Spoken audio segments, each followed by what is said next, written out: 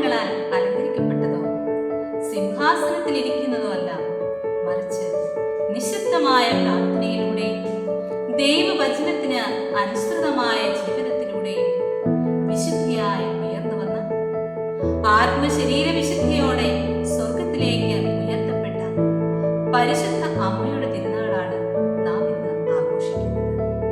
ഒപ്പം ഇന്ത്യയുടെ സ്വാതന്ത്ര്യ ദിനാഘോഷം ഓഗസ്റ്റ് 15 ഒരു ദേശീയ ആഘോഷമായാലും അതിന് ഒരു ആത്മീയതയുണ്ട്. ഈ ആത്മീയതയിലേക്കാണ് നാം ഇന്ന് ക്ഷണിക്കപ്പെട്ടിരിക്കുന്നത്. പരിശുദ്ധ മറിയത്തിന്റെ സ്വർഗാരോപണം നമ്മോട് പറയുന്നത് സ്വർഗമാണ് നമ്മുടെ ലക്ഷ്യം എന്നാണ്. അതിന് ഇഹലോകത്തിൽ കഷ്ടതകളും മർദ്ദനവും ഒറ്റപ്പെടലും കുറ്റാരോപണവും കൈവിലങ്ങുകളും നേരിടേണ്ടി വന്നാലും നമ്മുടെ കണ്ണുകൾ സ്വർഗത്തിലേക്ക് ഉയർന്നിരിക്കണം. ദൈവവചനത്തിന് വിധേയായിരുന്നവളിൽ നിന്നാണ് ദൈവവചനം ശരീരമായി ജനിച്ചത്. അവൾ സ്നേഹത്തിന്റെ പ്രതീകമാണ്. ദുഃഖത്തിന്റെ വേനലിൽ നമുക്ക് തണലായ തൈയാണ്. ഗോകുൽത്തായിലെ കുരിശിന്റെ താഴെ നിശബ്ദമായി നിൽക്കുന്ന ആ അമ്മയിൽ നാം കാണുന്നത് ഒരമ്മയുടെ നിസ്സഹായതയും ത്യാഗവും സ്നേഹവുമാണ്.